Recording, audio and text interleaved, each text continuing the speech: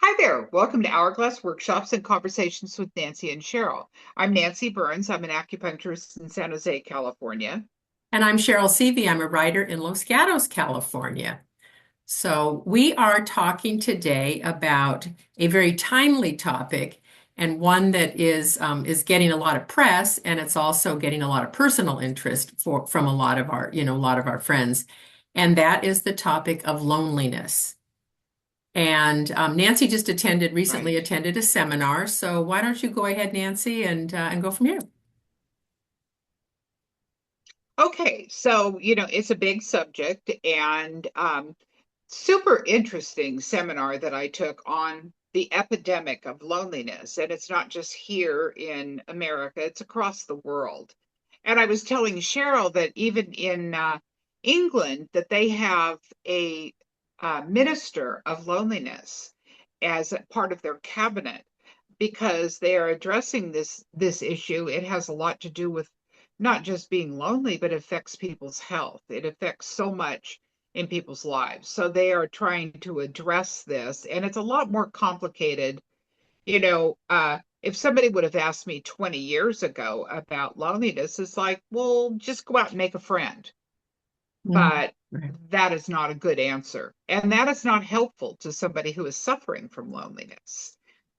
So I was telling Cherryll that Robert Waldinger did a TED talk on loneliness. And basically, he talked about a 75-year study called The Good Life. Might be something you might want to listen to, but it became very clear in his talk that good relationships equal a healthier person, healthier in their actual Mhm. physiology and lengthen their life. And 1 in 5 Americans are lonely.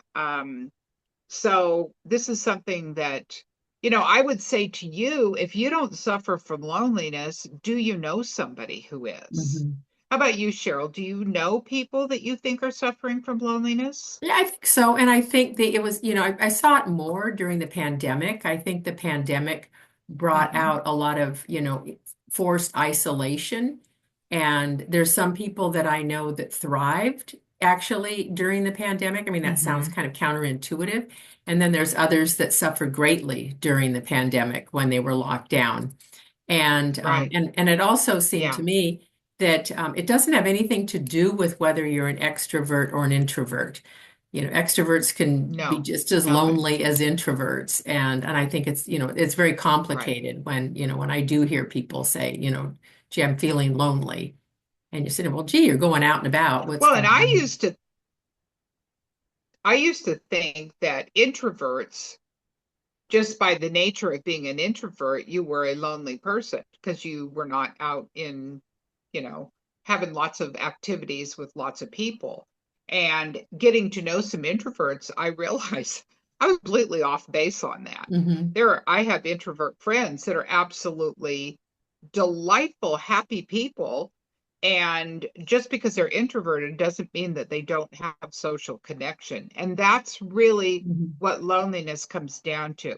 It's not whether you're out partying like a crazy person or being active in a million things. It has to do with your happiness. Hmm. And they have found that the number one indicator for happiness is the quality of people's social relationships. And, we've talked about social relationships a lot, which is something that's always been very important to us. And I work with people's health, and I can tell you, social relationships have everything to do with their health. Hmm. If they are in poor relationships, it affects their health. Hmm. Um, so But you're talking one about of the the difference, things that though, they said between is, a good social relationship and a poor one, because I think that there's a misconception that just because you have a lot of Facebook friends, you have good social connections. oh, no, no, no. Yeah. Yeah, yeah, you're right. Yeah, right. And no, they're talking about very good quality relationships. I mean, it could be with your pet. It doesn't have to be with a human being. Hmm. But it's something that brings you joy and peace and calm in your life. So clearly, if you've got, a teenage kid who's making you insane on a 24-hour basis, that's not doing great things for your health. Just know it will pass, hopefully. But getting back to the loneliness, there are three types of loneliness. Um, Intimate loneliness, relational loneliness, and collective Okay, loneliness. so So intimate that you have no loneliness. partner or best friend that you can confide in. Okay. Okay. A relational loneliness is defined as having no friends at all. And the collective loneliness is no community. And, you think about that, that would be a terrible place to be, Mm-hmm. to feel like you don't belong anywhere in this Mm-hmm. world. That would be an awful place to be. Mm-hmm. But they do say that 1 in 3 people feels lonely regularly. And over 30% of our children in school suffer from Wow. loneliness. I So you could could be see if it surrounded by were people and be lonely. I could see if it were, I mean, I think older people we see that, we see loneliness, we see and hear about loneliness over 50, over 60, or, people that have, Yeah. recently retired are feeling lonely, but it's surprising that it's kids as well, and that they're feeling that as well. Yeah, but think about that, how these, well, but our suicide rate for our children has gone way up, Mhm. Yeah. and their social activities have gone way down. They think that being connected on Facebook or whatever their media is, Right. um, the one TikTok or TikTok. any of those Yeah. things, is being connected to people. That is not a relationship. Right. That is a false sense of a relationship. Yes. Yes. And so our children in school, I think we don't pay attention. Of course, we as parents don't see our kids in school.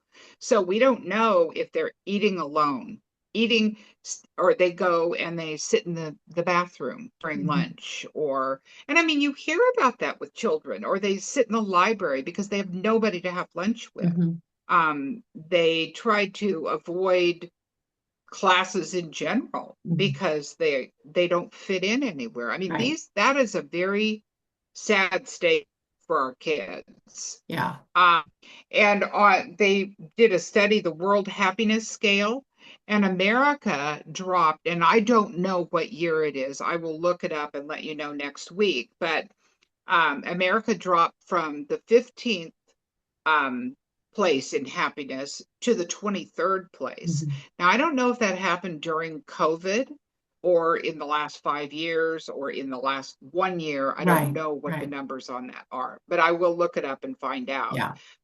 But I just think it's significant that we're heading in the wrong direction. Hmm. Hmm. So, um, age and loneliness is something they addressed it. And as people age, loneliness does increase. Yeah. People spend more time alone after 60 years old Well, because their children are gone and gone. And go ahead. yeah, well, and I think to kind of go back to your definition of the three relationships, intimate relationships, oftentimes older people are by themselves, in terms of not having a partner. The relational Yeah, loneliness is, there may not be their friends are moving away, drifting away or whatever. And so, their friendship circles are shrinking and connectedness to the community. Their communities have shifted. And, and I don't think we have right. good And skills in how you to and I sort that. have both suffered from that. Hmm. Yeah. Yeah. And addressing that is essential.